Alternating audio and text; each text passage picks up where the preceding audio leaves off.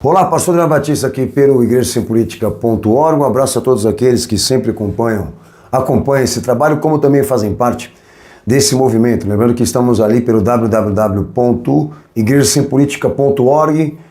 Esse movimento à espera de você, não só para orientação e capacitação doutrinária, como também a exposição dessas denúncias que a gente também, óbvio, vem trabalhando aqui com você. Espero, no meu bom Jesus, que todo esse trabalho tenha atingido a sua edificação, como também despertado em você esse interesse de defender a Igreja de Cristo dessas arbitrariedades e usurpação de sua prerrogativa, ok? Bom, meu tema hoje aqui é o Franklin Ferreira, que representa uma certa militância republicana da fé, um estilo diferente de ser cristão político. E eu vou usar a ideia desse cara, e os meus propósitos aqui é expor como identificar a unidade instrumental do padrão ministerial do serviço cristão do que foi visto em Jesus, messianicamente, ao qual todos devem se submeter, sendo ele a cabeça representativa da igreja, a autoridade máxima.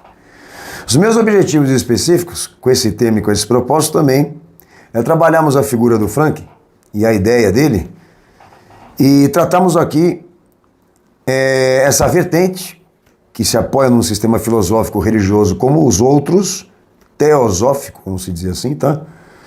E pegar exatamente a burrice desse cara, a ignorância dele, de formar um Jesus político e republicano com moldes de servidor público sem obrigações litúrgicas, tá?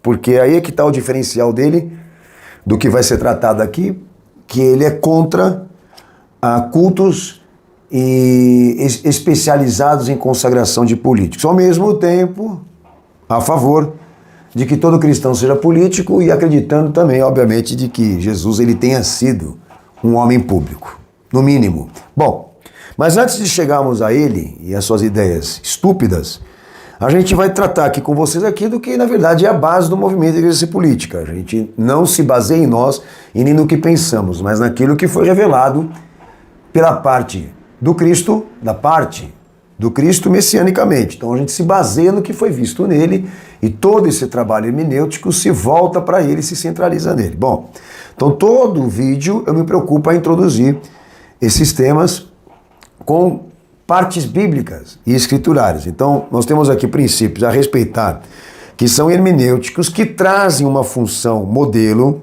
reguladora do que é ser cristão e ser igreja, ok? Então há pontos aqui que eu vou tratar dentro desses princípios hermenêuticos que definem o que é ser cristão e ser igreja. A primeira delas, e máxima, tá? A autoridade suprema e referencial do pensamento teológico que deverá ser o objeto da nossa contemplação.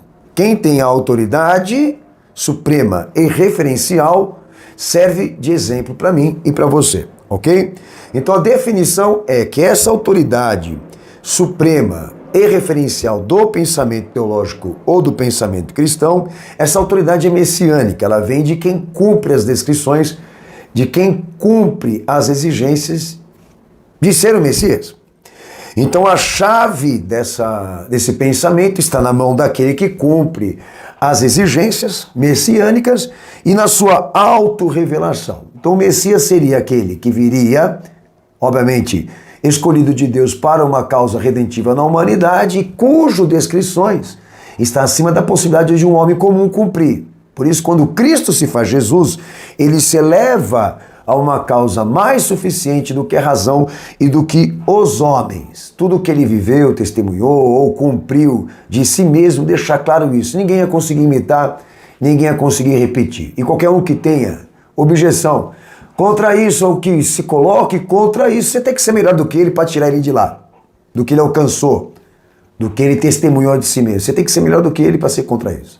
Então, enquanto Jesus provar autossuficiência no que diz respeito ao seu messianismo, ou no que ele historicamente comprovou, ele tem a chave disso, da causa mais suficiente da razão, ou seja, ele está acima da razão e do homem, e a autoridade é ele e o que ele ensinou.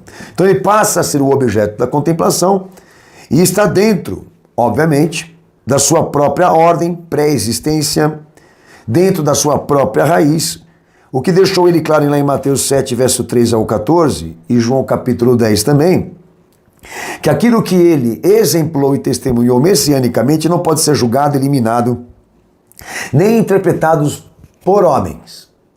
E se caso for, compromete o processo e, por fim, a sua ordem final. Você pode até alargar o caminho, você pode até alargar a porta, facilitar, fraudar, mas nesse processo ninguém se salva. Mateus 7, verso 3 ao 14, Jesus deixou claro que não podia ter interferência filosófica. No que diz respeito a João 10, ele deixou claro lá que aquele que toma caminhos alternativos, ele é mercenário, bandido e ladrão. Ou seja, aquele que representar uma fraude processual disso, do que Jesus messianicamente revelou e definiu ser o fundamento essencial disso, aquele que pegar um caminho alternativo, que fizer algum esqueminha, cumpre a perspectiva disso. Ou o exemplo disso, de ser uma fraude humana. Então ele é mercenário, bandido e ladrão e não merece consideração e sequer respeito da parte de todos nós. Jesus entrou pela porta, as ovelhas também vão entrar pela porta e vão cumprir a doutrina. Agora, se alguém quiser dar um caminho por volta e por trás, aí você já sabe que é bandido. Ok? Então a autoridade suprema e referencial do pensamento cristão é Cristo, ou seja, a prerrogativa messiânica e ninguém tem que se meter lá. Só cabe a contemplação e a obediência no que diz respeito à nossa experiência. Segundo ponto que eu venho falando para vocês aqui, tá? Que se nós temos uma autoridade é para ela que nós temos que nos dirigir e nos orientar, não importa a época, tempo, etc. É Ele se cumprindo em nós, na experiência subjetiva. Que lembra que o Evangelho nos foi confiado fora de nós, não dentro de nós. Primeiro Jesus desceu na história, revelou, para ser uma experiência íntima, pessoal, mas antes disso, ele veio historicamente aqui nesse mundo. Então a igreja sai disso, o cristão sai disso, o evangelho é ele, é a revelação. Bom, segundo detalhe importante aqui. Vindo ele, descendo aqui, falando pessoalmente tudo o que tínhamos que conhecer a nível doutrinário, surge a segunda perspectiva da unidade instrumental do serviço cristão, dos códigos reguladores e administradores do governo, disso, do que é ser cristão e ser igreja. Então essa unidade instrumental do serviço cristão, que traz esses códigos de como isso vai ser executado legitimamente, não pode ser fora de Cristo. Não pode ser tirado de ninguém, é Ele. Então Jesus passa a ser o método, o sistema e o princípio disso, do que é ser cristão e ser igreja. Na experiência, tá? Ele também é a produção, ele também é a interpretação, ele também é a inspiração. Palavra inicial e final disso tudo, tá?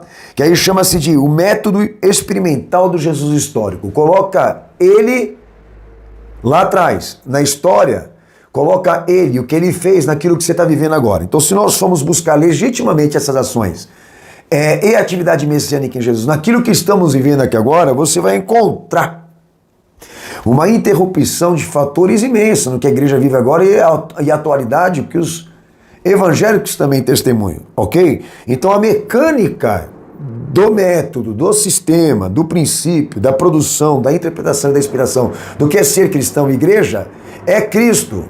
Então, para mim poder legitimar as minhas ações como cristão ou o meu ministério em específico, eu digo o meu que não é meu, mas o ministério da qual eu faço parte, eu preciso provar que Jesus fez isso e que ele ensinou isso. Até lá, senhores, até lá, tudo é ideia. Aqui não se trabalha pressupostos, aqui não se trabalha eu acho, eu penso, meu ponto de vista. Você perdeu o direito de opinar, de falar. A você e a mim, a nossa, cabe a contemplação. O objeto de contemplação é Cristo e aquilo que foi testemunhado por ele é irrevogável, está decidido. Ninguém pode por um outro fundamento, a não ser ele. Bom, que já foi dito pelos apóstolos dentro da igreja. Então, nessa parte da unidade instrumental, que a gente vai exatamente conhecer ali, a metodologia e o sistema, como também o princípio, dessas atividades, daquilo que precisa ser agora testemunhado e exercitado pela igreja. Então, se você conseguir provar, no que diz respeito às atividades de Cristo, o que você quer acreditar e viver, ótimo, eu me rendo. Perfeito para você. Até lá, Quem manda é ele. Não é teu pastor, não é a tua igreja, não é a tua tradição, não é a história do cristianismo, não é todas essas baboseiras que vocês ficam falando aí. A unidade instrumental é ele, a unicidade é ele, de tudo isso. Ele é o fundamento essencial, cognitivo, né? Ele é o fundamento doutrinário disso tudo, do que nós, na verdade, queremos ou nos dedicamos servir a Deus. Ok? Bom. Saindo da autoridade suprema e da unidade instrumental do serviço cristão, a gente entra na esfera do que é governo eclesiástico. Aí depois que Jesus desce aqui para falar tudo o que falou e testemunhar tudo o que testemunhou dentro das suas múltiplas ações doutrinárias, ele institui uma estrutura apostólica por meio de homens que ele elegeu, escolheu a dedo e os preparou, que a gente chama de sistema neotestamentário, comissionado e qualificado diretamente pelo Cristo. Ali está o modelo histórico ininterrupto do que poderia ser chamado governo eclesiástico, que serve de modelo para isso, de ser a continuidade daquilo que Jesus foi, no mundo, no século, na terra, entre os homens. Bom, então prova-se que por meio dos apóstolos foi endereçados a eles a responsabilidade de ser a continuação de Cristo, do seu ministério na terra. Por isso eu chamo a igreja dos atos, né? De que ela fosse essa continuidade dos atos legítimos messiânicos de Jesus, e não isso, uma dispensação corporativa, institucional e hierárquica. O chamado daquela igreja é que ela representasse os atos do Cristo, ou seja, a sua atividade humana, a sua atividade messiânica, e todos eles representaram muito bem. Não existia ali quem presidia, quem mandava, não tinha ali alguém que dissesse, o meu ministério, a minha igreja, não é a igreja de Cristo, você está dentro dela, para exercer a continuidade messiânica dele com responsabilidade. Então não há cargos, não há divisões, não há hierarquias. Existem dons, virtudes e responsabilidades. Aqui ninguém manda nada, aqui todos obedecem e contemplam Cristo, certo? Então o reino de Jesus ali, no sistema neotestamentário, ele era muito mais consciência, santidade, pregação, palavra, responsabilidade, do que isso? Do que uma igreja arquitetônica, do que divisão de cargos, nomeações de cargos. Era muito mais atos do que isso, do que uma hierarquia. Então, onde entra o esquema deles? Realmente acreditar que o reino de Cristo se cumpra dentro de estruturas humanas, institucionais. E ali pelas escrituras eles nunca vão conseguir provar isso, porque você não tem nem dimensão do lugar que eles se reuniam para cultuar, você não sabe nem se existia igreja ou não física para eles se reunirem lá dentro, que é muito possível que não, porque eles não podiam ser vistos pela perseguição. Então, muitos detalhes que a igreja era muito mais conhecida pela pregação e pelos atos legítimos do que essa coisa que existe hoje de passar na porta lá e ver igreja, tal, do pastor, tal, fundada não sei quando, etc, etc, etc, como muitos eles se gabam, né? Números de igrejas, templos abertos, tradições, meu pai, a minha mãe, os meus irmãos, todos eles vieram da igreja, tinham cargos na igreja, como recentemente eu tratei a situação do Silas Malafaia, querendo se respaldar na autoridade, querendo respaldar a autoridade dele no que diz respeito às tradições e à hereditariedade familiar dele. Então são absurdos que a gente vê esses caras, na verdade, falando que não são bíblicos. Não foram testemunhados por Jesus e posteriormente pelos homens que ele escolheu. Que diferente de nós, ele escolheu eles. Você entendeu? Então querer ser mais do que Paulo, mais do que Pedro, mais do que João e todos lá, você é um estúpido, você é um idiota, porque eles foram escolhidos a dedo para formar essa estrutura e esses homens estão sentados lá nas 12 cadeiras para julgar essa terra e deixar bem claro para todos nós. Eles podem não ser santos e santos que salvam, mas foram homens que se destacaram nessa esfera de responsabilidade de formar o modelo da igreja que precisa chegar para nós ou que nós precisamos estar dentro dela. Então dentro dessa igreja foi confiado da parte de Cristo duas chaves do chamado legítimo, que é o conhecimento doutrinário e a disciplina. Duas chaves que a igreja ia usar. Se ela quer ter autoridade, ela vai ter que usar isso. A chave messiânica de Jesus. Amém? A doutrinação do que ele ensinou e a disciplina da conduta. Uma observação. Então a autoridade lá naquela igreja era a pregação legítima, era provar que Jesus disse isso. Essa é a autoridade lá. A posição não era de honra. A posição de todos era de responsabilidade. Deus te deu, Jesus te confiou, cuida. Essa era a posição de todos lá. Não tinha honra, não tinha glória. E a posição de poder era espiritual, era bíblico. O que quer dizer que todos ali deixavam claro que o poder que caiu sobre a igreja, o poder que estava na igreja, era cumprir essa capacidade da fé, do comportamento, do ministério que Jesus testemunhou, ou seja, as 3 esferas que Jesus reina na igreja, fé, comportamento e ministério, de provar adequação, de provar legitimidade. Então o poder que estava lá capacitava essa igreja a ser de Cristo, o que não poderia ser ideológico, político, secular e estatal. Então está muito claro, né? Está muito óbvio nesses 3 pareceres que representam a igreja sem política, o que na verdade nós precisamos obedecer, corresponder agora. Agora, quando a gente entra no mundo dos pressupostos, das ideias, dos pontos de vista, que aí já é um sistema filosófico, que nem outro dia mesmo eu mesmo tentei explicar para um jumento em um debate, a diferença, né, da conjugação proverbial disso, né, a diferença entre religião e evangelho. Se você definir se política se mistura com religião, sim.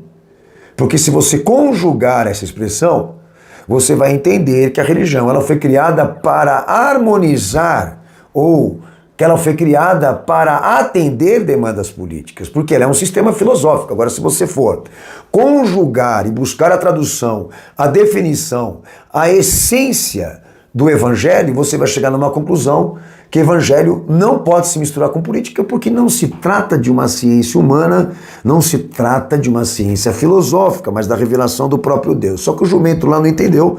Obviamente você sabe por quê? Porque os seus interesses os cegam. Então é muito sério tudo isso que o pastor está tratando aqui, porque visa exatamente amparar a igreja naquela preocupação. Você pode até alargar a porta, você pode até alargar o caminho, você pode até permitir de que a filosofia interfira nos princípios reguladores que Jesus revelou de si mesmo à igreja. Só que tem um detalhe, alterando o processo que ele pediu para obedecer, você compromete a salvação de todos. E é o que esses caras, na verdade, estão trabalhando. E eu me interessei a falar do Frank Ferreira, nem conheço esse cara, na verdade. Quem apresentou a ideia dele para mim foi quem trabalha no ministério, para trazer aqui essa pauta, porque ele traz uma ideia sobre religião e política bem diferente daquilo que os outros estão falando por aí, ensinando por aí. Então, meu interesse em específico com esse cara, realmente é isso. É me basear no que ele falou para poder rechear ainda mais aqui esses ensinamentos. E o interesse dele, no seu trabalho, é definir, ser contra uma política dentro da igreja, ao mesmo tempo que ele demonstra ser a favor de que o cristão seja político. Eu vou explicar isso aí para vocês, tá? Que no fundo não é que ele não quer que políticos estejam na igreja, ele não quer que sejam feitos cultos de consagração, que seja executado liturgia para este fim, para o cristão ser político, ok? Mas ele defende o cristão na política. Eu passo a explicar quais são as definições desse indivíduo. Mas antes de tudo, eu queria aqui apresentar a vocês, olha que interessante, né? Porque sempre esses caras que chegam no cenário para ensinar esse tipo de coisa, eles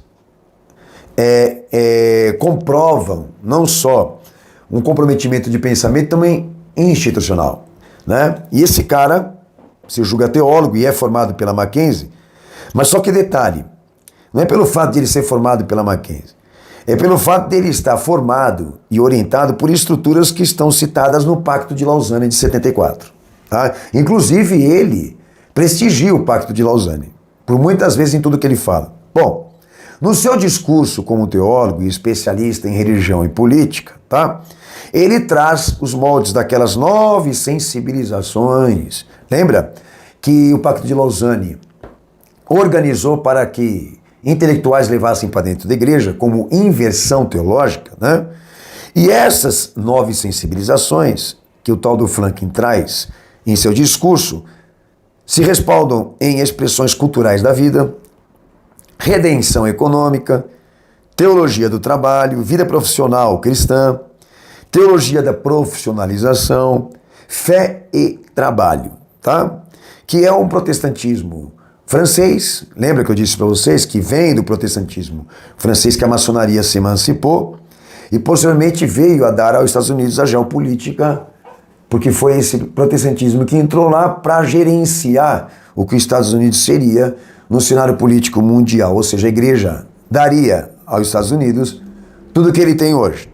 Bom, além disso, dele discursar as 9 sensibilizações, ele também demonstra ser devoto de Karl Barth. Karl Barth é um anticristo, é um teólogo francês, devoto do anticristo, vamos se dizer assim, ele é um seguidor do anticristo, porque esse cara, ele, além de ter formado toda a gama de teólogos iluministas, ele deixou muito claro na sua teologia que ele também era a favor disso, de que a palavra de Deus, as escrituras não tivessem a opinião final dentro da igreja, que cabe à igreja, ao pastor, a autoridade de definir doutrina, e não propriamente dito a escritura. Dentre outras besteiras e maluquices que esse cara falou, que ele era um agente da subversão.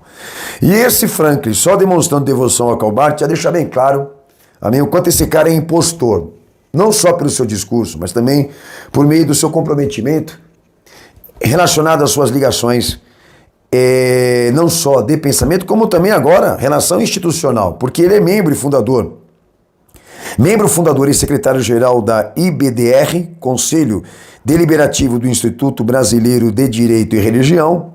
Mas detalhe, juristas, filósofos, cientistas sociais e econômicos, teólogos, grande parte deles ligados ao movimento de Lausanne, a WA do Brasil, ONU, e a visão mundial. Que estranho, ele que se mostra de direita, também está relacionado com gente da esquerda política, tá?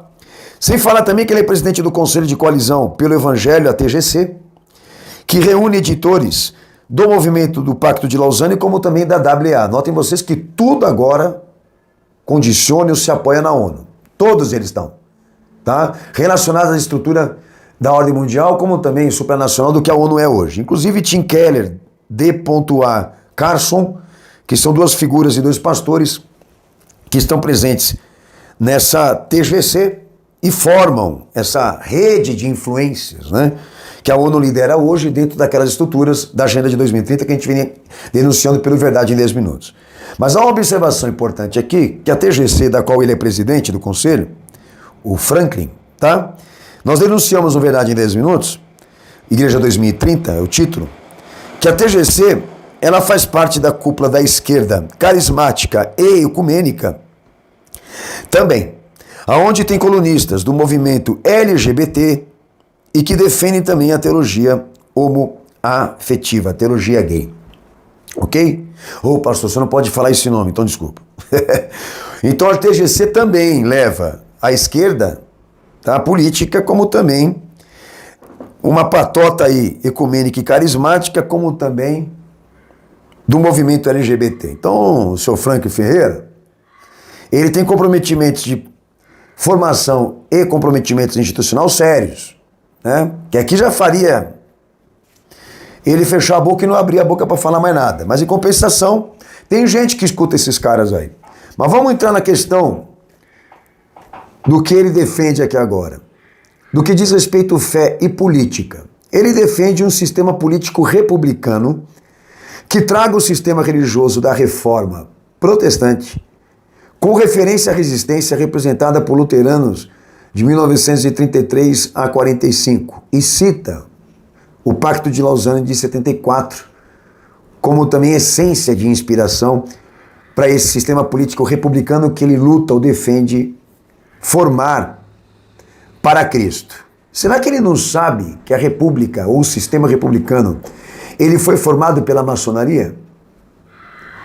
Todas as repúblicas, o sistema republicano todo ele é formado pela maçonaria. A primeira república aqui do Brasil, eu falei isso no DVD Maçonaria Evangélica.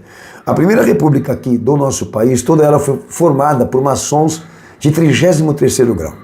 A República dos Estados Unidos, lá em Washington, exemplo, quando ela foi inaugurada debaixo de uma missa negra. Todas as repúblicas mundiais, todas elas são controladas pela maçonaria e por esse poder. Será que ele não sabe disso?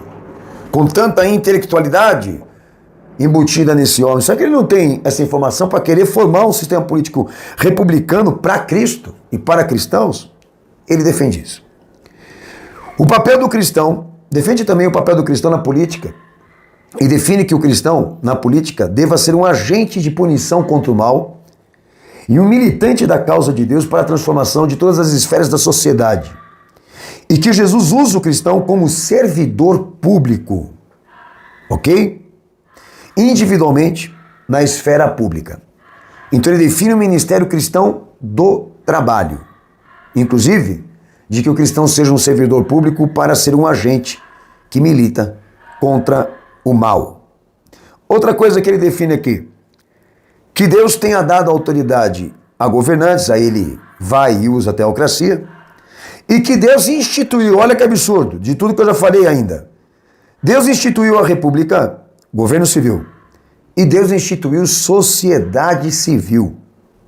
E que dentro dessas duas esferas, governo civil e sociedade civil, Estado, família, igreja, cultura, escola, etc, etc. Aí ele traz a dispensação do reino de Deus dentro de estruturas ou de uma visão materialista, né? Ele fala aqui que aí Deus passa a exercer a autoridade dele dentro dessas estruturas de governo e sociedade civil para que estas pessoas, não importando serem cristãos ou não cristãos, que ele chama de cobeligerância, tá? Para que sejam revolucionários naquilo que fazem. Então, vou repetir de novo. Que Deus tenha instituído governo e sociedade, e dentro dessas esferas, Estado, família, igreja, cultura e escola e etc., Deus exerça a sua autoridade na vida em sociedade, usando pessoas cristãs e não cristãs que sejam revolucionárias naquilo que fazem. Então ele define que o Estado foi criado por Deus para ser uma máquina para refrear a corrupção e a injustiça. Eu não sei de onde esses caras tiram isso. Outra coisa que ele defende: Deus reina na política e no Estado de forma corporativa, institucional e hierárquica.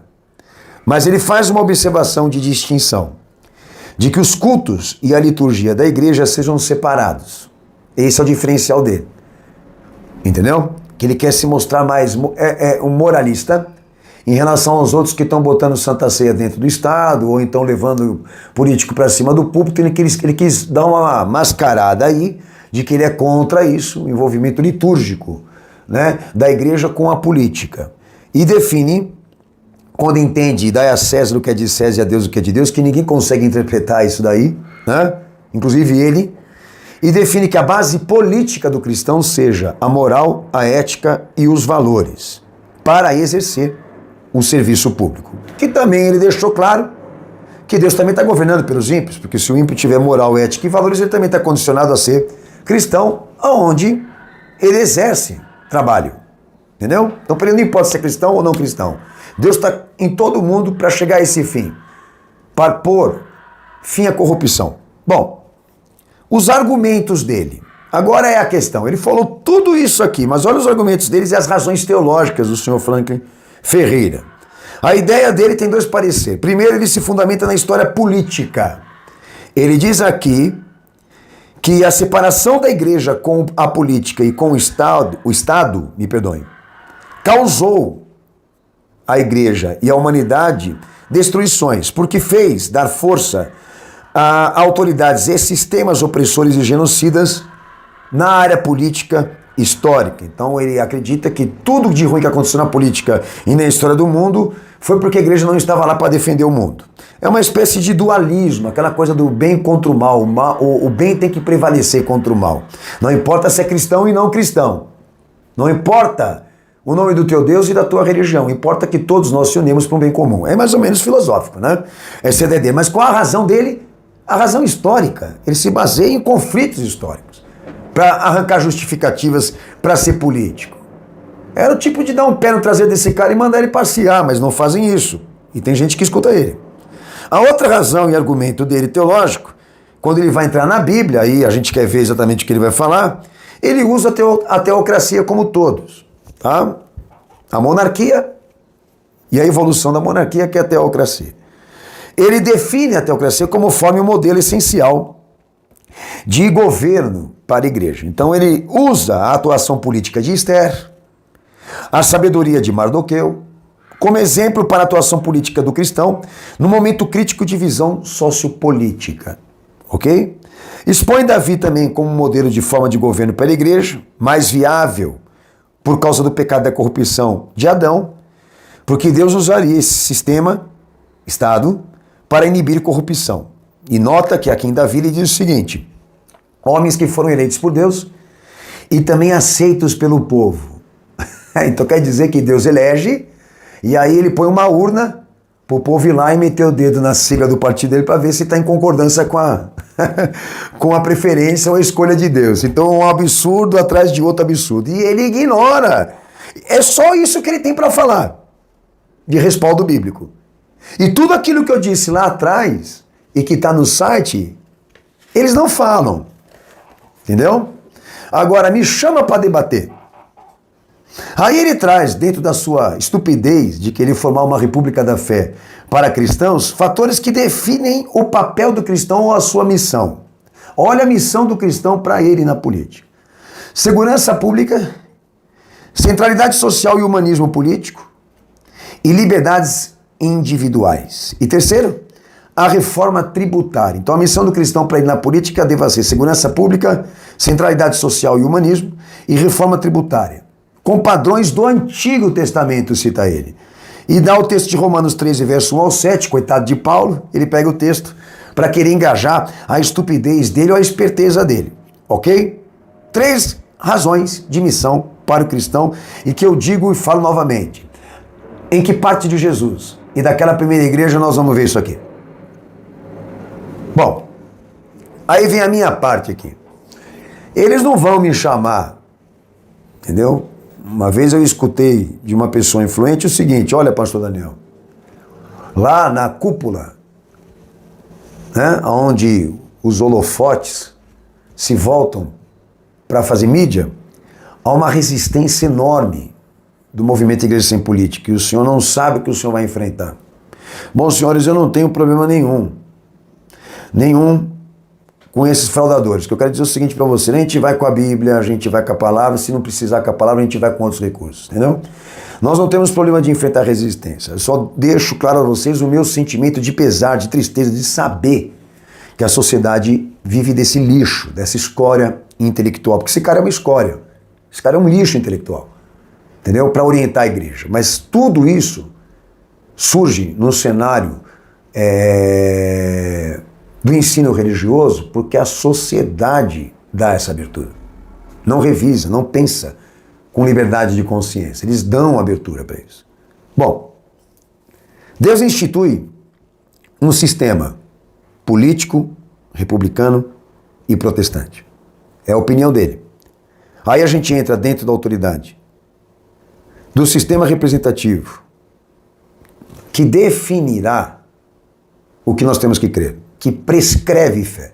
Eu vou lá na autoridade suprema do pensamento teológico, que é Cristo, é messiânico, lembra? E dentro do método dele, sistema dele, princípio dele, tá? Em caráter absoluto do que ele foi, os códigos que estão ali, os princípios que estão ali, a administração visível messiânica de Jesus, tá? Não existe possibilidade de um serviço público. Não existe possibilidade de uma carreira política.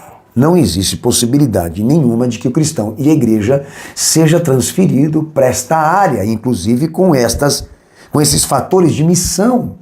Segurança pública, reforma tributária, não tem sentido, não tem encaixe. Agora, detalhe. Dentro do método, do sistema e do princípio que Jesus inaugurou, o que ele revela não é visto, não é contemplado dentro de uma esfera de ordem humana filosófica. Assim disse o Senhor, é o que prevalece. O que eu quero dizer para os senhores, que Jesus não confiou à igreja pensamentos racionais, ele confiou à igreja a revelação. E a igreja não está sustentada por uma ordem humana filosófica, mas sustentada pela revelação dele.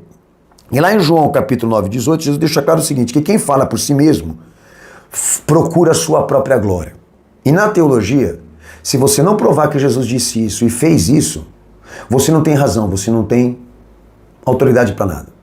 Agora, querer buscar em Esther, Mardoqueu, em Davi, as razões políticas do Antigo Testamento, isso é uma rota de fuga, porque se o Messias não foi isso, você está querendo ir nas sombras e nas contradições de descobrir as razões políticas suas, ou do seu pensamento, não tem sentido você ignorar a visitação do próprio Deus aqui nesse mundo para se deslocar lá para trás no Antigo Testamento e buscar ali, na história das contradições, que é o Antigo Testamento, das brechas, que é o Antigo Testamento, razões e fundamentos para você ser político como cristão.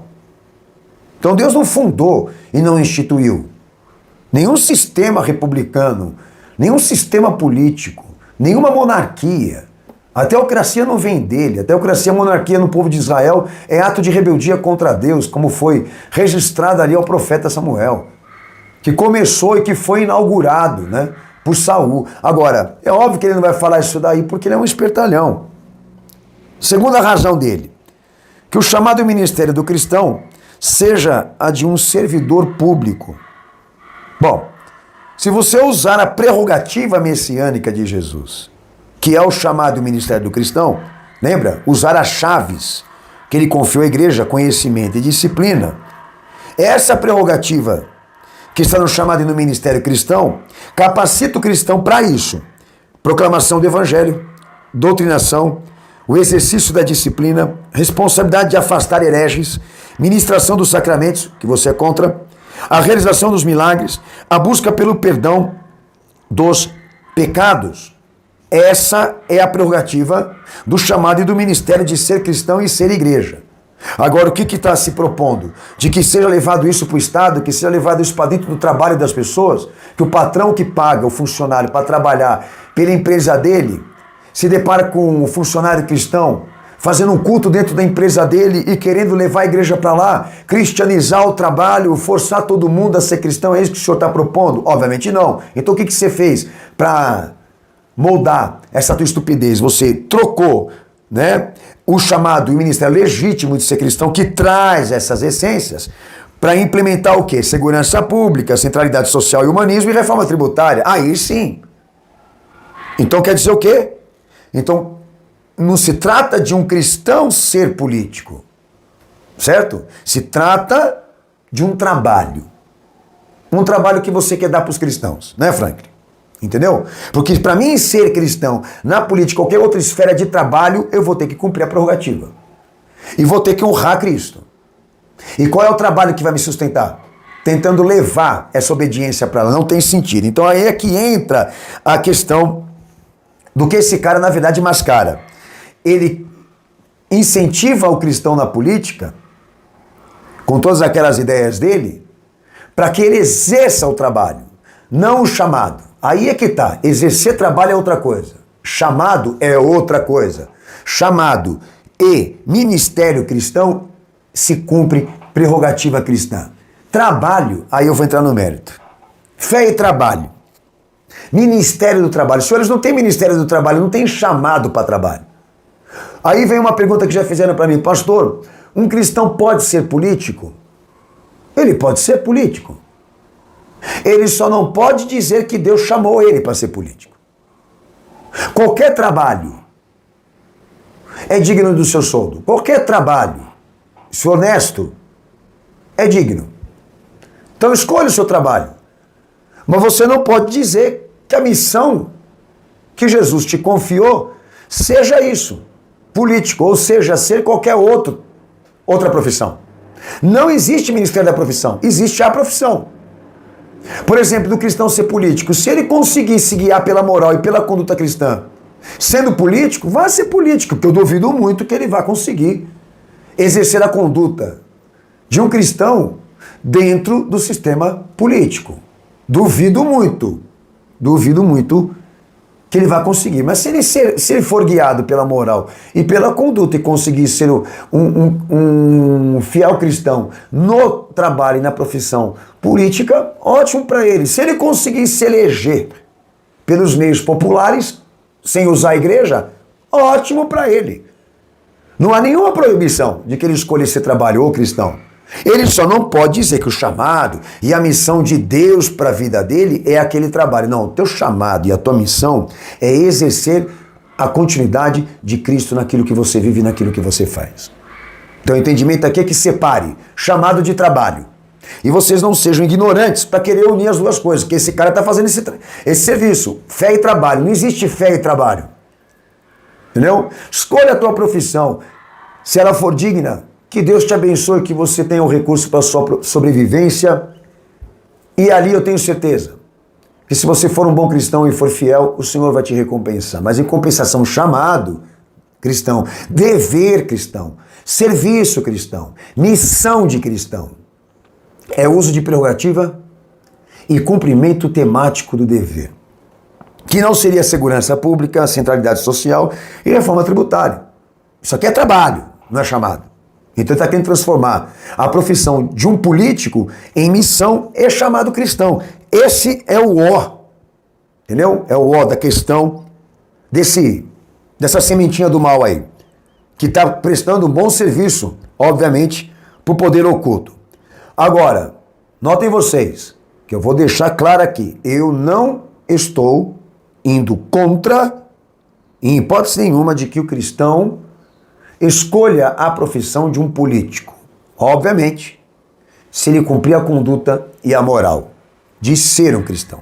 Eu estou contra, e é impossível de ser fundamentado, de que a carreira do serviço público, não importa qual seja ela, de que a profissão de um agente público se transforme num chamado e numa missão cristã. Como ele aqui mesmo definiu, de que a república, de que o sistema estatal seja um mecanismo que Deus esteja usando agora para fazer refriar a corrupção e a maldade. Que aí vem esse outro detalhe que esse indivíduo, que esse excremento fala. Deus instituiu o Estado, sociedade e política. Deus instituiu aonde? Aonde? Que é um paradoxo até da Agenda de 2030 da ONU, que eu já falei, pelo Verdade em 10 minutos. Que o sistema agora exista para que Deus dê autoridade com esse objetivo de ser usado para mudar o mundo ou refriar e friar a corrupção. Agora, detalhe, no Evangelho, essa visão redentiva, ela não está implementada, confirmada num sistema de ordem humana, inclusive político. A visão redentiva se cumpre numa ação expiatória, sacrificial, cujo mérito do recurso satisfatório para Deus desse sacrifício vicário seja a matriz disso, da autossuficiência para inocentar o culpado e inclusive transformar o culpado, que é a pessoa, a obra, a vida, o sofrimento do Cristo.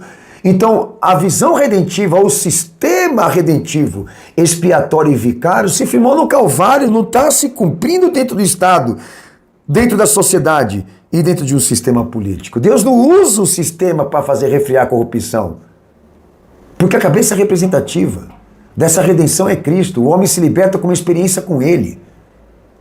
E não porque está sendo administrado pelo Estado, ou então representado por pessoas que moralmente são indicáveis. Ah, pelo amor de Deus!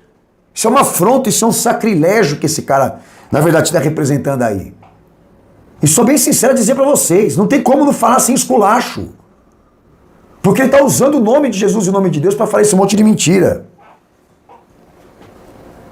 A não ser que ele consiga provar. Prova o contrário. E por último, a autoridade eclesiástica e a autoridade do cristão para o serviço público, estatal, que ele define que a base é a moral, a ética e os valores. Bom, eu falei aqui nos princípios hermenêuticos, que se há uma autoridade na igreja e no cristão para cumprimento de dever, que não é público, estatal e ideológico, mas messiânico, a base, a matriz não é a moral, não é a ética, não é os valores, não é a cultura. A base e a matriz de fornecimento de capacidade ou extensão de capacidade proporcionada à virtude é Cristo. O que quer dizer o seguinte, olha, o mérito é que Cristo se cumpra em nós e nos capacite para desenvolver aquilo que Ele pediu. Então o mérito é a fé. O mérito é ele em nós. O mérito não é a honra, não é a glória do homem. Esse é o detalhe. Então vejam só vocês, se for julgado este parecer moral, ética e valores, o ímpio se iguala ao cristão. Porque tem pessoas no mundo que também cumprem muita coisa que dentro da igreja você vê ensinada. Só que tem um detalhe, o que difere a igreja do mundo não são os valores. O que difere a igreja do mundo é a escolha decisiva e irrevogável de quem é Senhor e Salvador de sua vida. Então esse cara está pegando inteiramente carona em tudo que ele fala e ensina no calvinismo, porque ele defende a dispensação, do reino de Deus dentro de uma concepção puramente materialista, que Calvino ensinou isso, de que a cultura, o esporte, a política ou as estruturas da cultura fossem usadas como mecanismos para Deus atingir os seus objetivos. Malafaia também é dessa mesma linha, então isso é calvinismo puro. Isso é iluminismo puro, que esse cara está usando aí. Inclusive, que é um problema sério que a igreja tem hoje, esse falso moralismo, que ataca a sociedade usando a moral e se sente superior a ela na moral, sendo que o evangelho define que não é a moral que te diferencia do mundo, nem valores, mas aquele que te representa e a tua obediência a ele. Então aí é que está a questão, porque tudo se direciona a isso para ele, que no momento em que a república, ou o sistema republicano da fé que ele quer montar com cristãos, visa inibir o pecado e a corrupção e a maldade no mundo, para ele já definiu, não importa se é cristão ou não cristão, mas que todos se unam para esse bem. Por fim, a maldade. Então você vê, o cara até já deixa claro, né, que é com base em valores, não é com base no dever cristão. Então eu vou falar o que mais? Bom, senhores, então tá aí a situação, mais ou menos, que quando esses jumentos se reúnem para ficar tratando se política, se mistura com religião, aí você já vê. Eles falam um monte de coisa, aí quando eles vão se basear teologicamente, eles usam o quê? História política. E a história da teocracia. Usam o cristianismo, que já foi patenteado para dividir a igreja dos valores judaicos cristãos. Pela escolástica. O cristianismo é uma patente, é um termo patenteado pelo Vaticano. Eles ficam buscando as brechas da história, brechas em equívocos para formatar ou provar, ou sabe lá Deus o que eles pensam. E tem muito seguidor para esses caras aí, hein? Mas em compensação tá aqui o meu trabalho, obviamente você não é obrigado a aceitar nada do que eu disse, mas em compensação, refute com altura, com base nas escrituras, e lembrando sempre que nós estamos aqui respaldados em 3 princípios hermenêuticos do serviço, de ser cristão e ser igreja, a autoridade suprema do pensamento teológico, a unidade instrumental do serviço cristão e o modelo histórico eclesiástico do sistema neotestamentário, que você obviamente vai ter que procurar lá para conseguir enxergar alguma coisa que eles estão fazendo aqui, que se iguale, se harmonize. Senão, a melhor coisa é tapar a boca deles mesmo. Senhoras, um abraço, igrejasempolitica.org, Deus abençoe todos vocês. Seguimos aqui com a nossa missão, com os nossos propósitos. Espero no próximo vídeo ter algo ainda melhor para você de informação. Deus abençoe todos, fiquem na paz. Maranata, Jesus está voltando. Nosso Senhor merece uma igreja fiel. Então venha fazer parte desse ministério, desse movimento, Igreja Sem Política. Porque no fundo, se você não fizer alguma coisa contra isso, você é um deles.